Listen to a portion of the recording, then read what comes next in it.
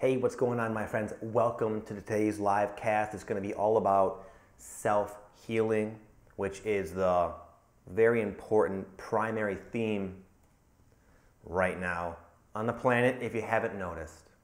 As always, I'm going to wait a moment or so for people to hop on. In the meantime, you can kind of kick back, get comfortable, and if you're watching this after the fact, feel free to skip ahead about 2 or 3 minutes, and then we'll be ready to rock and roll. It's good to have you here, whether you're watching live or after the fact. Either way, I appreciate you putting in the time to absorb content that you believe is going to help you on your own transformation process. I have great respect for you, okay? But I'm going to chill here for a moment and see what's going on with everybody else. Hey, Linda, what's going on? What's up, Cowboy I Am? Lori, good to see you.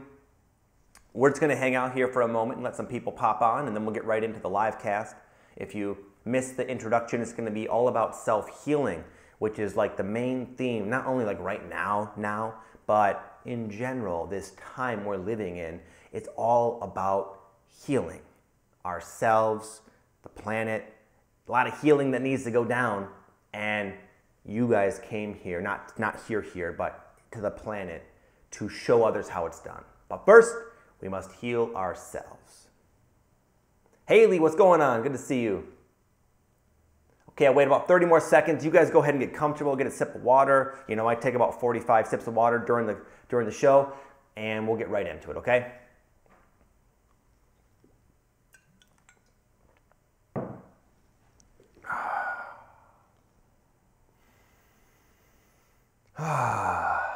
Okay, if you're new here, the way I do it is in the beginning, I'm going to help us tune in with a little, very short, guided breathing meditation, if you will, to kind of center yourself and become present to the moment.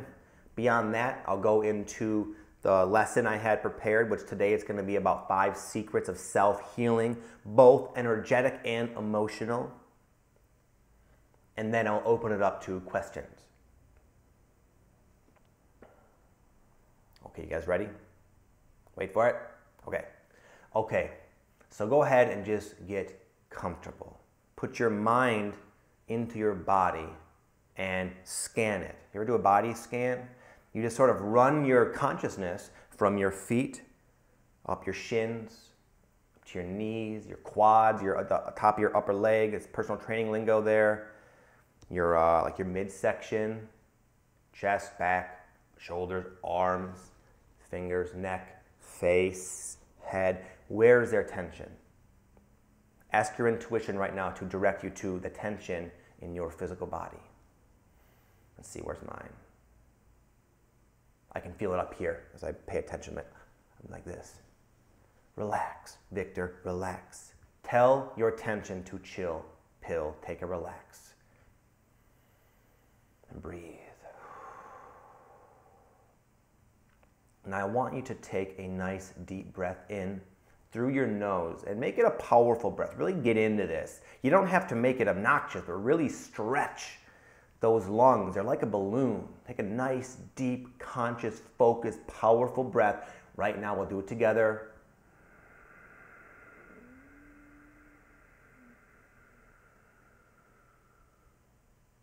And let it out softly. Let's take another nice, deep, powerful breath. You're powerful. And as you exhale, I want you to choose to yield, to allow all that's going on right now in your moment bubble, in your life, in your emotional body, in your physical body, in your mental space. Allow it. Exhale and say, yes.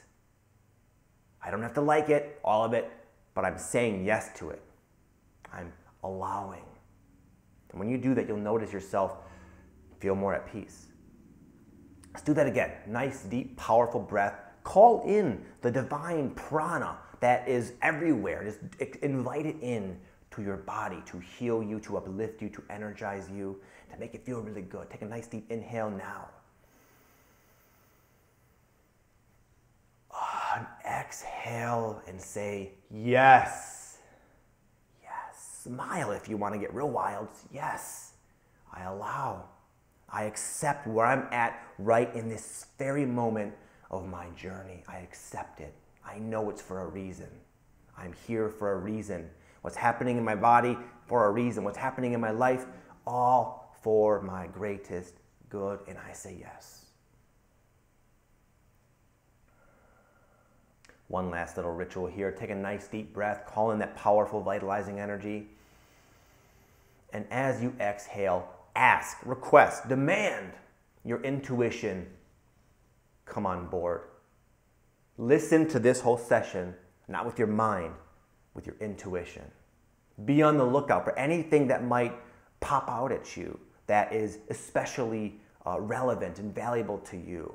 And ask your guide, your higher self, that when that happens, you'll know it. It'll click with you, it'll resonate with you, and then you know that's what you needed to hear for this live cast. It won't be all of what I have to say, but there'll be something that you can receive that will benefit you. And ask yourself, ask your higher self to help you be open and receptive to that.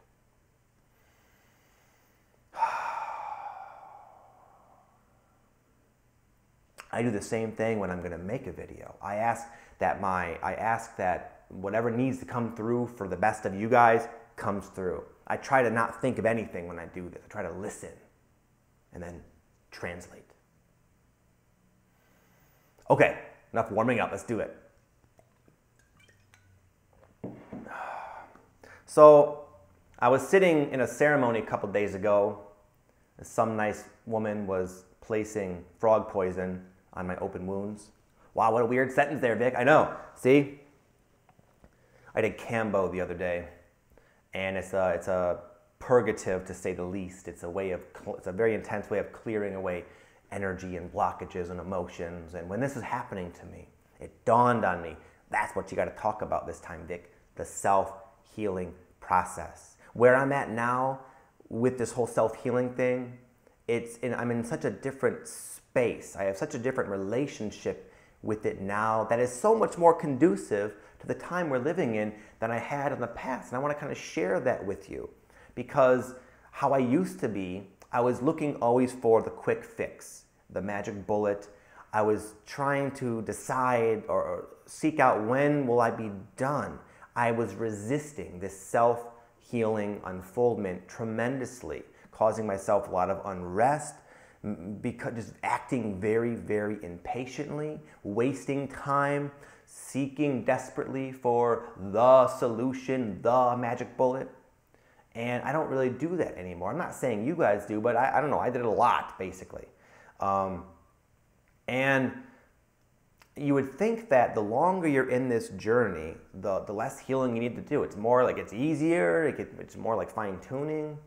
It's not like that for me. I do more healing now than ever before. But I heal faster, more effectively, more efficiently, and more, honest to God, joyfully. I have fun with frog poison on my arm that makes me very, very ill for 25 to 30 minutes. I had fun when they dropped these crazy eye drops in my eyes called Sananga, which burned worse than I could even verbalize. It was miserable. I enjoyed it because of my perspective on the matter. So that'd be the number one, out of these 5 secrets, that's sort of number one.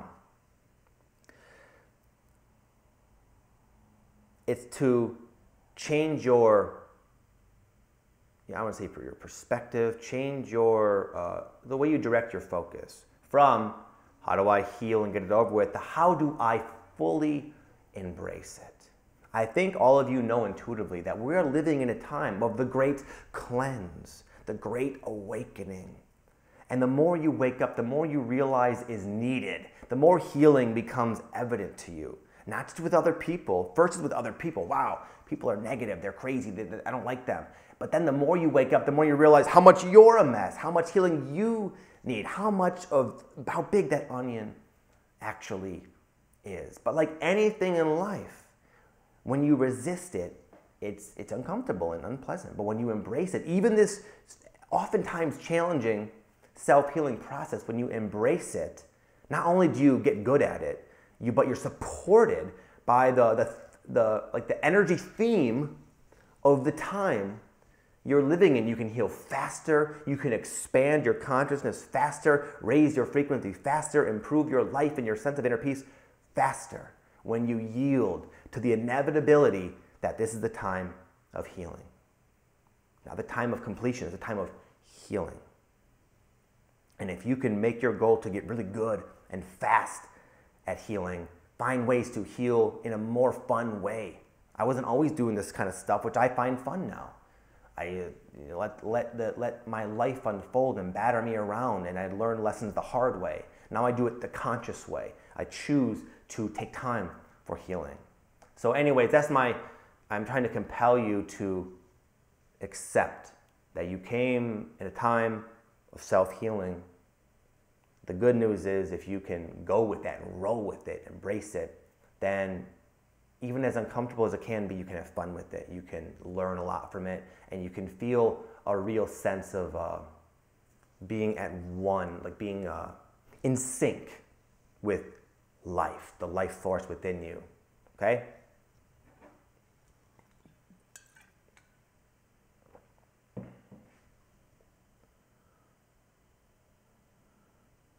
Okay, let's see. I saw a couple people are saying they're not getting anything. It could be just their end. Would someone comment if you're still here and you can hear this, please? I want to make sure I'm not just talking to myself. Just one comment if you could. Anyone still watching, please just say, yes, Vic.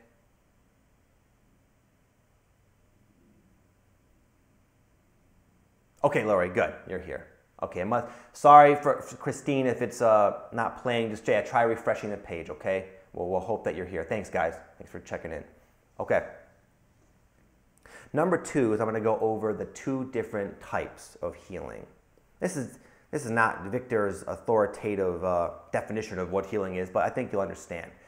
The way I see it, there's 2 types of healing, both of which I actively participate in. Number 1 is the deep healing. Deep healing types of stuff you can't do all the time because it takes time to integrate. It's like working out. It's like anything. You're studying. You can't study 24/7. You just stop remembering stuff. It's just too much. You need to digest it. Same with working out. You can't just lift weights all day, every day. Your body will stop adapting. Same with the intense healing. Now, I used to do a lot of this overkill back in the day where I would do something like I'd have a psychic session or a healing session or something, and I'd feel great. And I'd want to go back the next week, and then again, and again, and again, and again. And I became very unbalanced. It was not very good for me. So the deep healing is essentially different things you can do that you resonate with that produce a noticeable, just a subjective feeling of release and lightness within you, where you can really, in a large quantity, say goodbye to some of the stuff that's weighing your life and your vibration down. I'll go over a few examples. You probably already can guess some. I dig the plant medicine, if you haven't noticed. The ayahuasca, the San Pedro, even now this Kambo. I'm going to definitely do that again. The psilocybin mushrooms. Those resonate with me. But those might be not resonating with all of you, and that's fine. They're not the only way. They're not the best way. You could do energy. A lot of people are really into energy healing. I have a friend who sees an energy healer about once a month, and that works for him. He doesn't like the kind of stuff I'm into, but what he does is equally valid and effective, and it works for him, but he does it regularly, but not too often. There's energy healing. There's like past life healing, QHHT sort of session. There's like self-hypnosis. You can do some NLP. Psychotherapy can be very effective.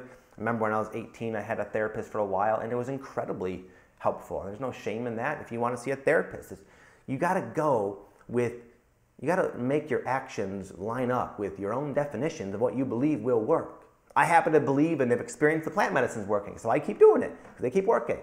But if I really had a fear or didn't believe it, then there'd be something else that would stick out to me. So just ask yourself, and at the end we'll get more clarity on this, but try to think of what are you drawn to? And if so, start doing it regularly, but not too often. And maybe you're like, I don't have any money for that, any of that. I get it. I didn't either. There's many free ways. You could look up a Kundalini yoga video online. In fact, I have a couple, and start doing that. That's a powerful releasing type of modality that you could just do for free right there from your YouTube. So just don't limit yourself Just try to find what works for you.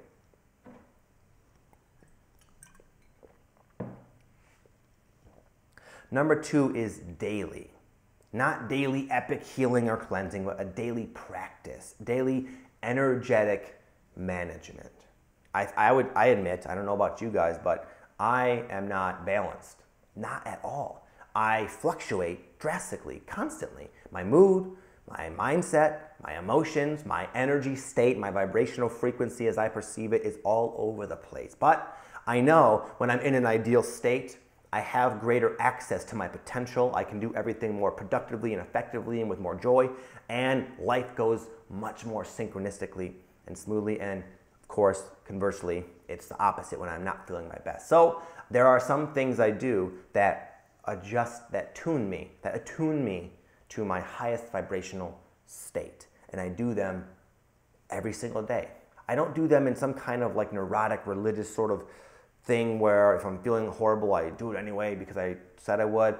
It's more like I have a list of things I do and I do them intuitively, but I do them pretty much daily because I can accept that without the assistance as of right now in my life, I'm unbalanced, and that imbalance messes me up big time. It used to really multiply itself in the past and cause me a great deal of unnecessary stress because I was too resistant to the idea of, Victor, you need some help from a technique of some sort. So what does it for you? What is it? Music? Is it yoga? Is it exercise? Is it massage? Is it just meditation? Is it painting? Is it walking? Is it talking to a close friend? Being in your garden? Whatever it is, make yourself do that. I know you're thinking, I don't have time, Vic, I work 12 hours a day, I have kids. Make time, and I'll tell you why. Because when you're in your highest vibrational state, and then you know this, all of you, whatever you do goes a lot faster. You're more efficient, your choices are wiser, and you're 100 times more productive per unit of time when you're in that higher frequency. So even though it might take time, do it because you'll get time back in the end.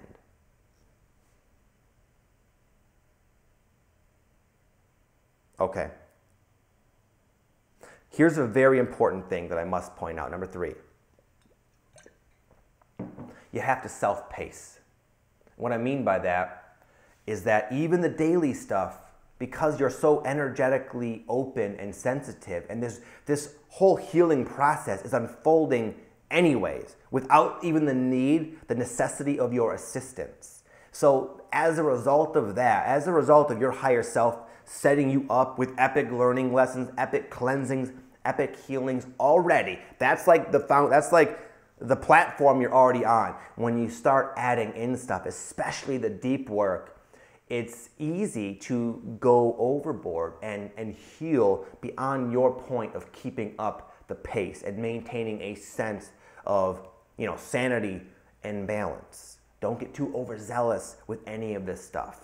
I used to do a lot of that, and I thought, it stemmed from that mindset of I want this to be over with. I wanted to get the hell out of here and ascend already. So I'm going to just juice all day. I'm going to do Bikram yoga 3 or 4 days a week. I'm going to tune out of reality. I'm going to obsess about YouTube videos and meditate for 2 hours a day and take supplements to decalcify my pineal gland so I can open that and then do Kundalini yoga. And it's like, wow, great.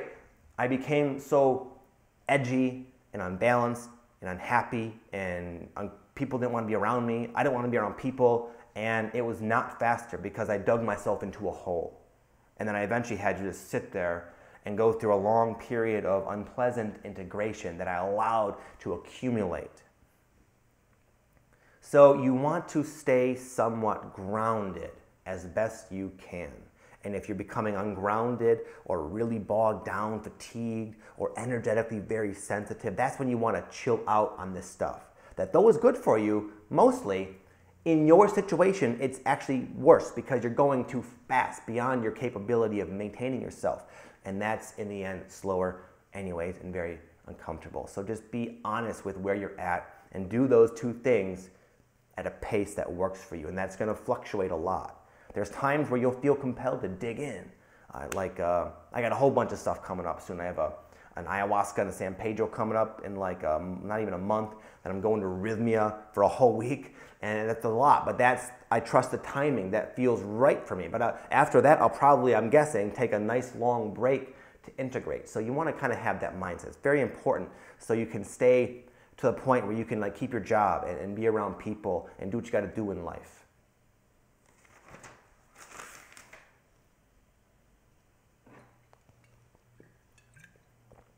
Number 4 is going to be a little bit of an offshoot, you might think.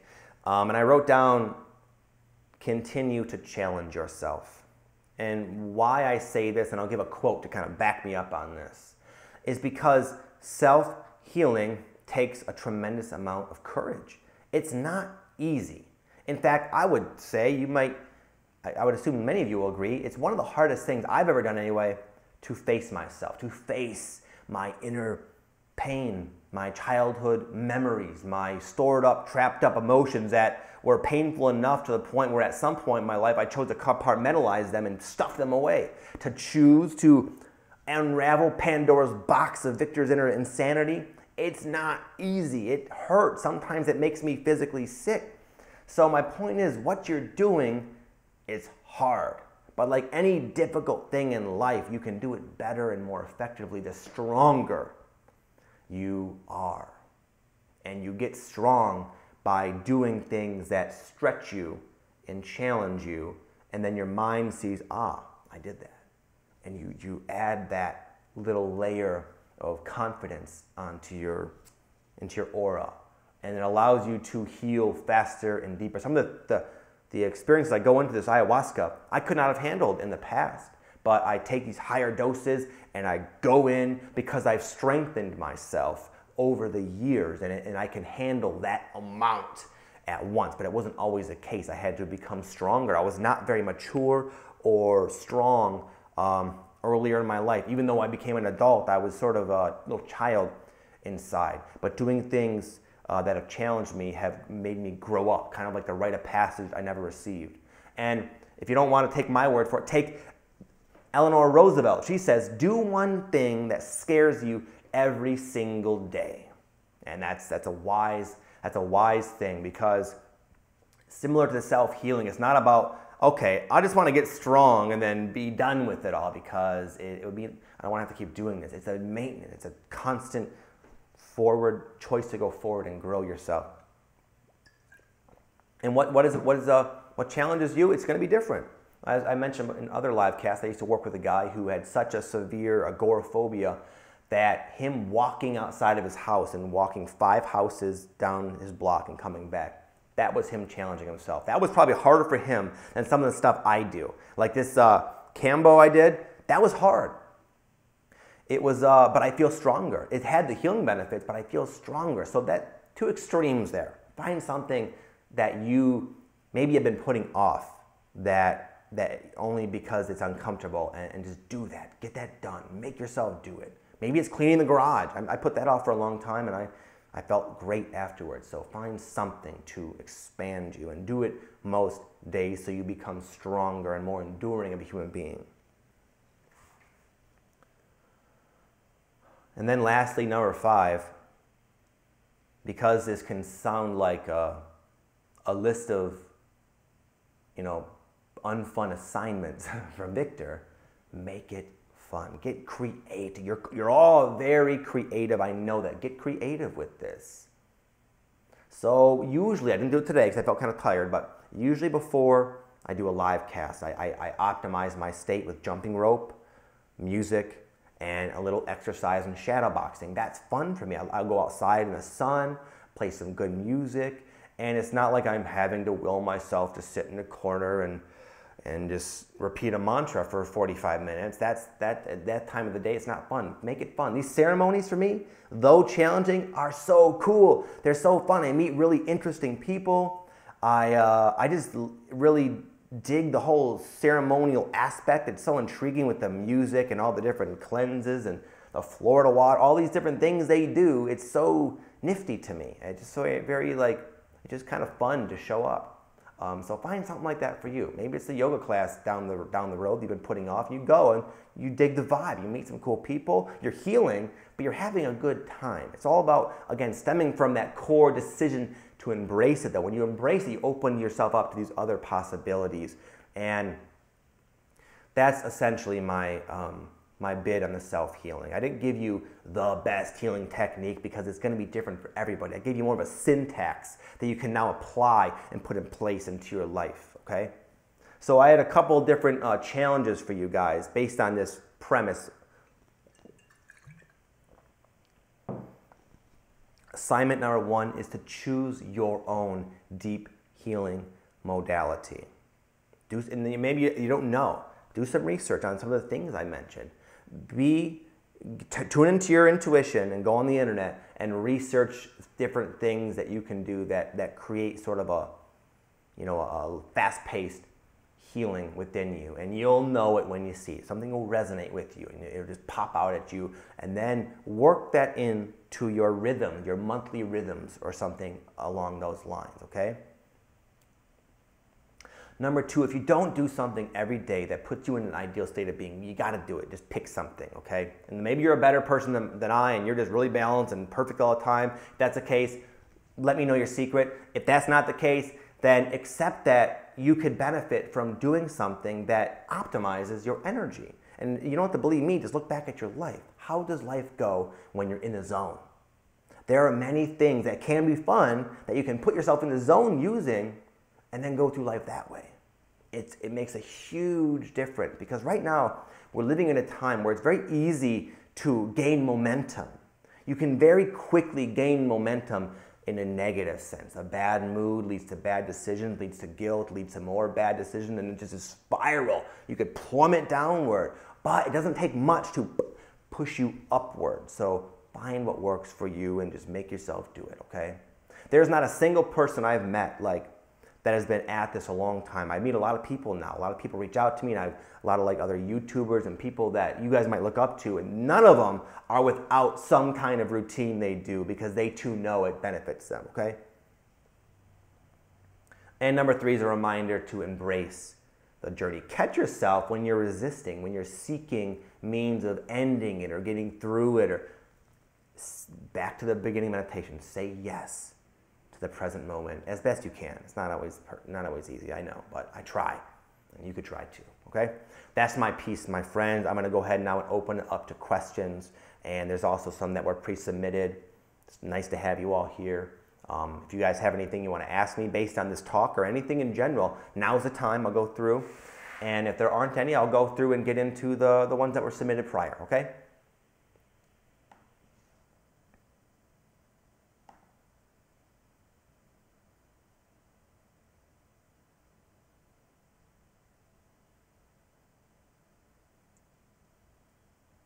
Cool, okay, nothing right now. Let me get into the ones that were submitted.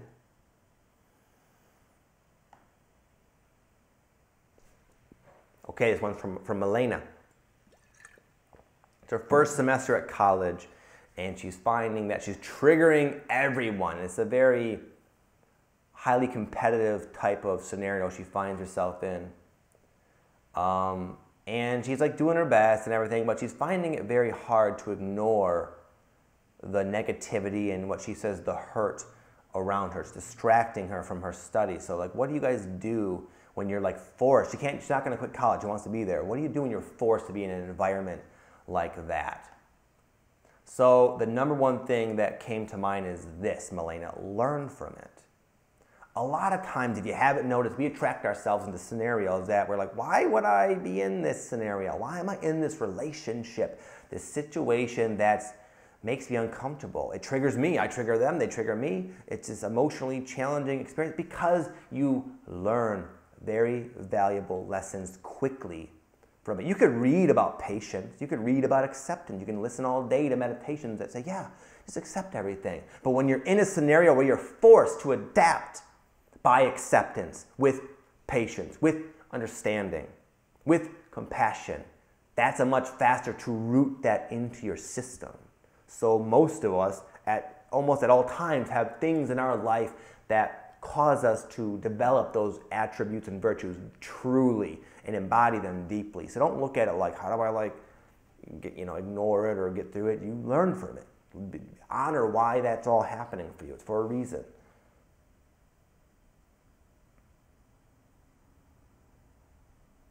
It's a great, that situation in particular is a great time to learn how to hone your focus. There's a lot of things going on. One of the things going on, there's a bunch of negative people, as you said. There's also probably exciting things you're learning, probably really inspiring teachers, probably really cool books.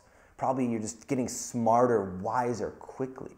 It's a great time to tune out of them, tune into yourself, tune into your own bubble. I live in my own little bubble, okay, and I have been for a long time. People tell me, hey Vic, have you heard about the news? No. I say, what, do you live under a rock? And I say, yeah, I do. I preserve my energy. I live in my own little reality bubble. I march to the beat of my own drum, and I'm a lot happier as a result. And what you're in, that can be a catalyst for you doing the same, because it's just not saying don't do the things I don't do, but you can live your life your own way, okay? Focus, hone your focus, Milena.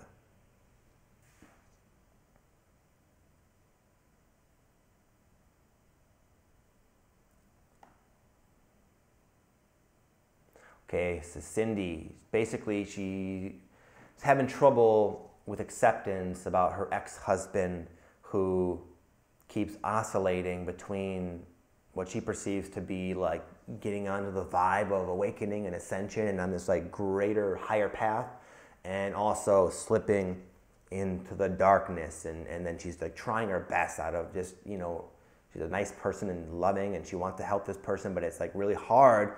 It's difficult to watch.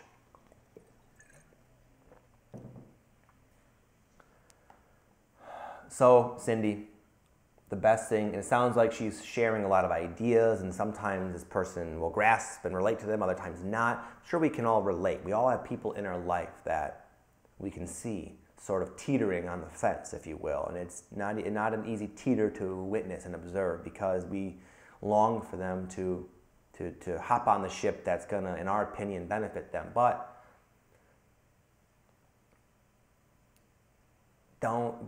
here's the thing.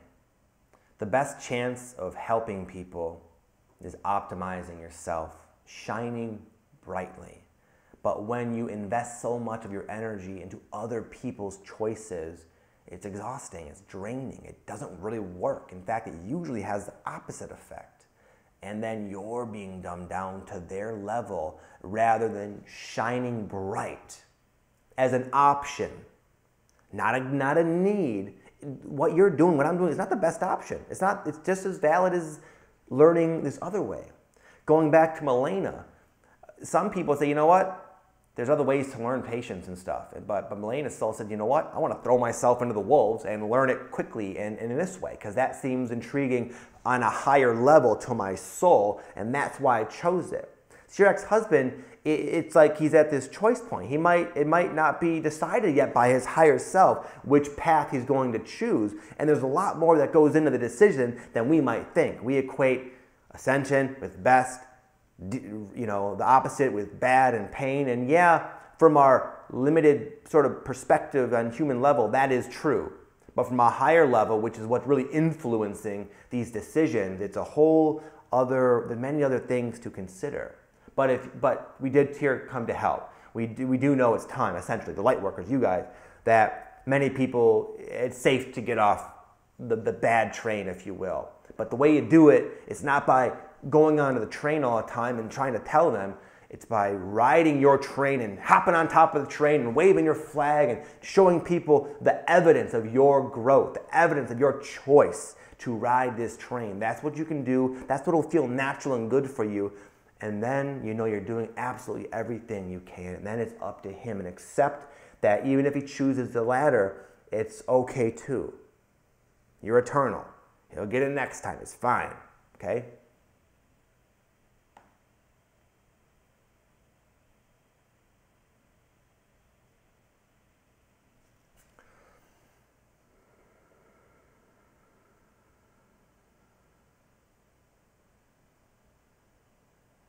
Lori, how do you stay in your own bubble with being lonely? Well, what I mean by my own bubble, I mean my own little reality bubble, where it's not like I hide from people. In fact, I have a lot of friends now in Vegas. I'm meeting a ton of people, but they're all within my bubble.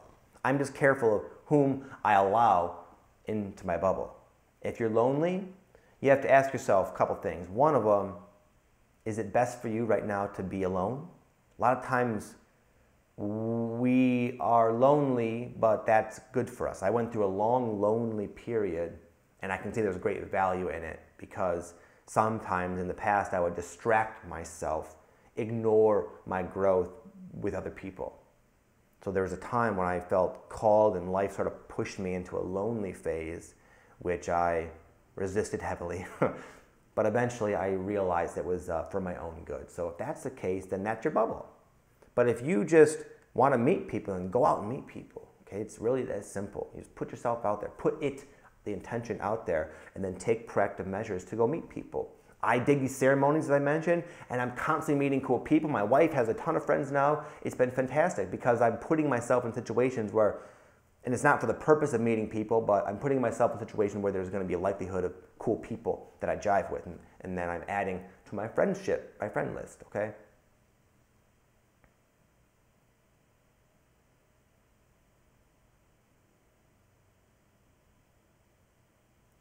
Rachel, you have clearly done really well with YouTube and stuff. How do you cope with being so popular? I think I would really struggle. Well,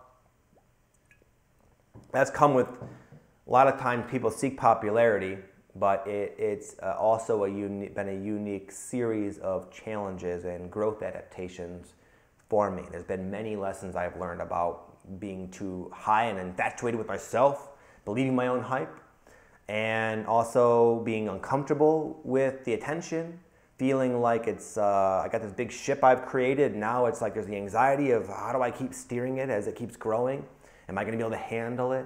All these different things have come along with that. So I cope just like you cope with the different things that start to stack up in your life.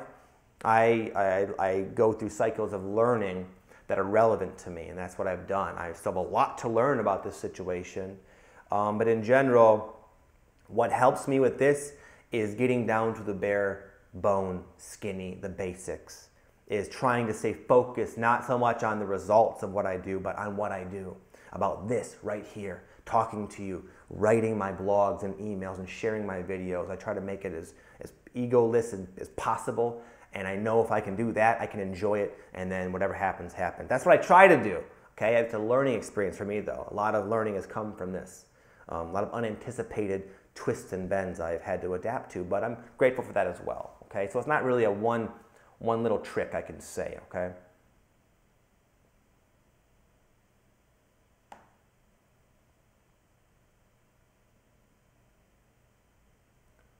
Julio basically saying there's been a couple of things. He's feeling fatigued, feeling stuck, overwhelmed. He's doing a lot of research into like this fun information, but it's equally exciting as it is overwhelming for him and tough to kind of digest. He said, I would prefer to be in silence at the moment and just shut down. I'm not feeling depressed, but a desire to just stop what's going on outside of me to catch my breath. I'm wondering if anyone else has experienced this, and look, what's your take? Yeah, I've experienced it, Julio. I think a lot of us have, and I'd recommend you honor where you're at. It's usually pretty obvious what's best for you. Sometimes you don't want to accept that, but it does sound like from reading that it's best for you to do exactly what you're doing. Take time to catch your breath. And like the more you can really own that and do it, instead of letting your mind say, well, I should have friends, I should be doing this, I should be doing this. Honor where you really feel intuitively you need to be. And then you can be there if you don't like it, a much smaller span of time. And then you can go out there and party or do whatever you want to do when you honor where you're at. But yeah, I've had that experience. As I was sort of mentioning a little bit ago, I found myself for about a year living in South Florida with no job.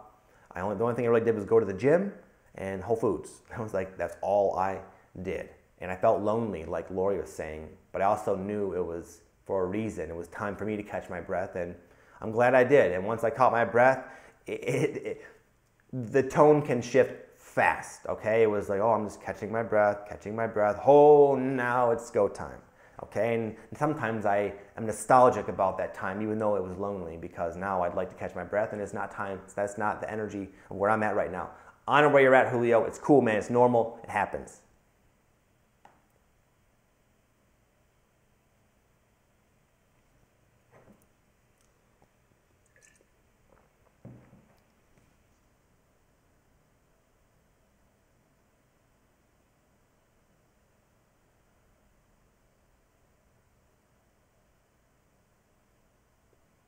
Nice. Thank you for commenting, Haley. That's a nice comment, and I think that's the trick right there. Raymond, he says, hey, Victor Otto. He tagged me. He said, one of your videos you mentioned something about one of your clients eating a ton of potato chips, like some kind of avoidance pattern. I've been dealing with something very similar. Like no matter what I put into my stomach, the hunger is still there. It makes me think that maybe I'm hungry for something other than food.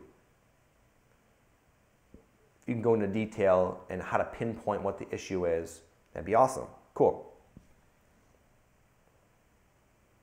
So what I've learned, because I've had similar patterns as I talk about sometimes, is that it's like a twofold thing.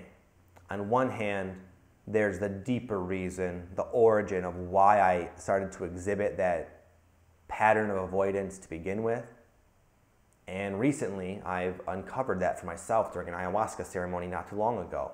It had to do with things that I would have never correlated with that. Just feelings of like a guilt for growing as from like a young age that somehow manifested down the line as me eating unhealthy foods when I'm stressed. Go figure.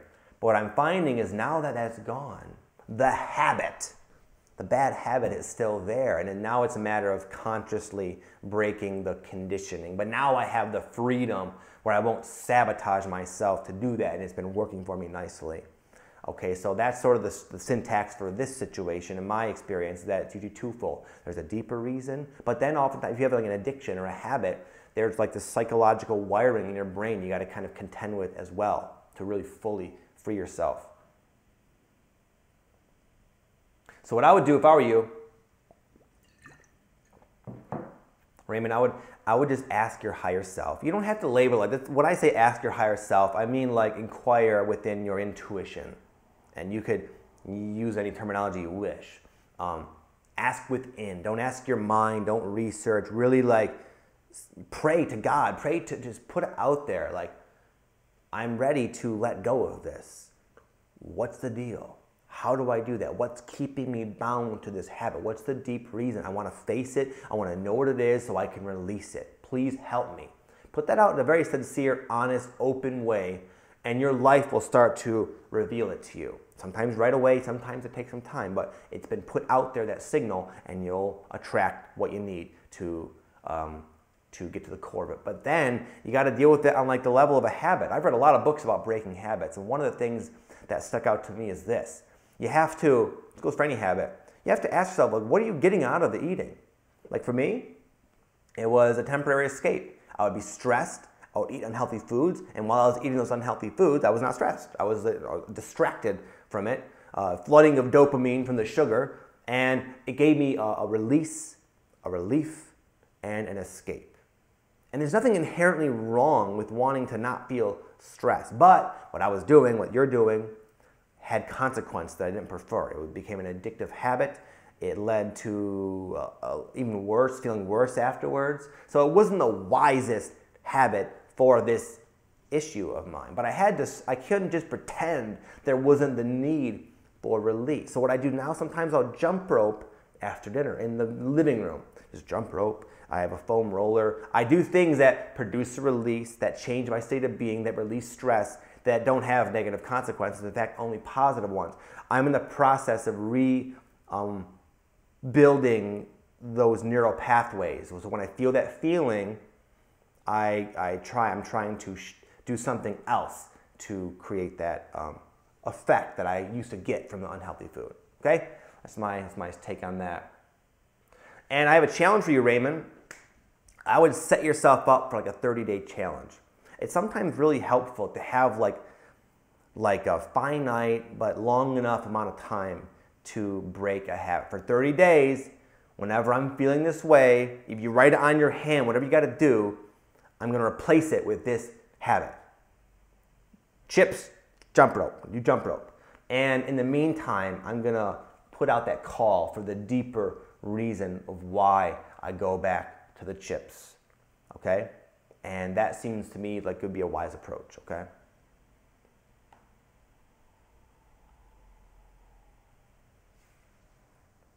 Rachel says, do you avoid fluoride? And if so, has it helped with your intuition? I watched the David Icke clip. I like him. Recently talking about it in toothpaste and water. Yes, I do avoid fluoride, Rachel. I too came into that same information a long time ago and it resonated with me. I believed it and I honored my beliefs and found ways of eliminating it. You can get fluoride-free toothpaste pretty easily. I get this stuff, the brand of Tom's fluoride-free toothpaste. I drink filtered water, no fluoride, no chlorine. And yeah, when I started doing that, among other things that I was led to believe would detoxify my pineal gland and so forth, I did feel a lot different. I did feel a lot more intuitive and just a lot better overall. And fortunately, the water and the toothpaste habit has stuck. I used to take it to the extreme though, and I don't recommend that because sometimes if you have kind of like an obsessive way about it, then you're kind of proceeding from a negative and fearful vibration, and that's not going to be helpful. So there's a point where I didn't even go in a pool. I had a nice pool at one point in my life, and I never went in it because I didn't want the chlorine to absorb into my skin. Now, when I moved back to Michigan a year later, I thought, like, you idiot, you had this pool, man. That was not wise. But yeah, I do it, and I feel better as a result, and right now it feels wise to keep doing that, okay? At the same time, if I go out to dinner, sometimes they'll fill me with regular water, and I'll drink it without any real, it's not gonna, without any issue.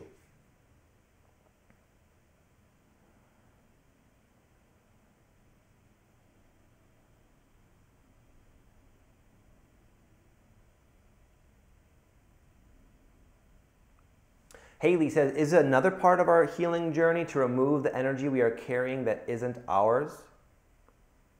For us that are so sensitive that we pick up and carry others' energy. Yeah, but a lot of times it doesn't matter whom it came from, whether it's your own stuff. Most everything we have as baggage is something we picked up from other lifetimes, from other people, from other people's definitions, from our environment. So in one sense, everything you have is stuff that made sense to pick up at the time and you unconsciously have been carrying it around. So I would be careful with that definition. I see a lot of people say that. I'm extra sensitive, therefore I pick up a lot of energy and therefore I'm subject to the random fluctuation of the people I'm around. Is that true? In a sense, yes. But some people I see go overboard with it and therefore they create that reality of always being like energetically a mess because they bought into that definition. So I just define it in a way that keeps me empowered. That yeah, regardless of if I picked it up from my father or the person over there, I don't like the heaviness, so I'm gonna do what I gotta do to let go of it regardless. Okay, that's kind of my mindset. But with that said, my wife sort of, in a sense, shares a different, it's my perspective. It's not the perspective, it's the way I look at it, and it works for me. It makes me more like I don't need to worry about what other people are doing. I focus on myself, and it helps me maintain myself. But my wife is a little bit different. She's more like you. She's always talking about picking up bad jujus from other people.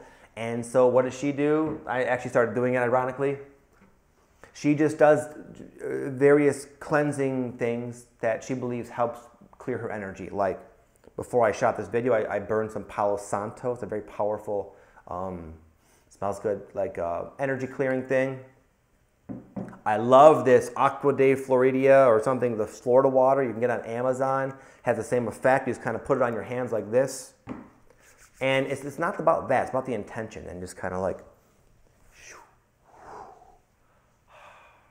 clear my energy right there. So you might want to consider, if that's the case for you, then doing stuff like that. You can burn sage, Palo Santo, the Florida water. That's good. My wife takes like salt showers. She rubs Himalayan salt, I think, on her body and she showers. And so you might want to consider doing that.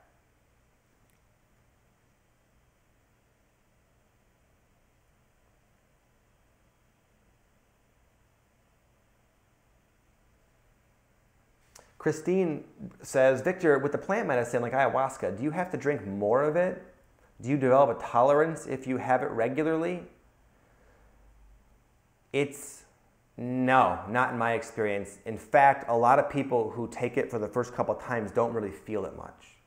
It's almost like the ayahuasca is like figuring them out. I know it sounds wacky, but when you really take it and get involved, it's not like a drug with effects. It's like you're being like counseled by an intelligent being. intelligent spirit, uses the ayahuasca as a means of opening you up to these other like realms of communication. So the dosage, yeah, usually in general, the more you take, the more you feel, but no. In fact, they say the more you, like if you do it, like you're going to be doing it, I don't know if you're coming to Rhythmia or not, but 4 days in a row, it kind of builds up in your system and you actually get more out of it. So it's not like something you got to keep taking more and more. No, it's not like that at all. Okay.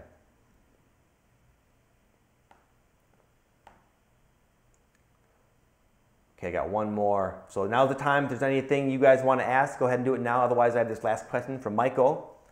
It's a good one. He says, hey guys, I have a quick question about this ascension process. Right now, he's living in Japan. He's been there for a few years. And in a few weeks, he's moving to Thailand. That's pretty cool. Exciting. The main reason because he feels like life hasn't really worked out for him in Japan. And he feels like there's a huge vibrational mismatch. He feels like a push to move to Thailand. Now he's saying, does that imply that the Japanese city that he's staying is a low vibrational energy and he's moving into a higher vibrational energy? And I would say no, it's not. It's more about you will be energetically drawn to cities, people, situations that are resonating with you in that moment of your life. I'm sure there was probably initially a resonance with Japan. I was like, yeah, this is sweet. It's exciting. I'm living here. This is happening. I feel great, great, great. And then you change. You get what you need from Japan, and then that changes. And does it imply that the whole city or whatever is bad or lower? No, it does not. It just means that you're now drawn to that next ideal situation. Okay. Now, with that said, at least in my observation, there does seem to be lower vibrational places and higher vibrational places, generally speaking. But ironically, sometimes you'll feel repelled by a high energy place because it's not right for you at that time. It's not relevant for you. But it doesn't mean it's lower. It just means you have a very good knack for knowing what's ideal for you. And you just keep following the energy, Michael, and don't worry about higher or lower. You just worry about personal, subjective, in the moment resonance to guide your choices.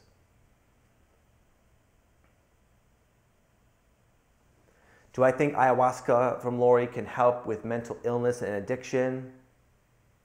I would be careful to answer that. Addiction, yeah. I've seen a lot of people actually have, like, in fact, the owner of the place where I'm going to be going soon in Costa Rica, he has a wild story. He was a huge addict of almost everything you could even imagine. Just kind of a vicious person, he admits. And he did this medicine, and it was instant. He was never the same ever again, literally. He's just a different guy. It doesn't happen with everybody, but yeah, it's extremely powerful at unraveling the root causes for addiction and stuff like that. Now, mental illness, that's something you might want to be careful with. I'm not in position to answer that accurately. Sometimes it's not good for people with that. But you want to ask someone way more experienced than I am, okay?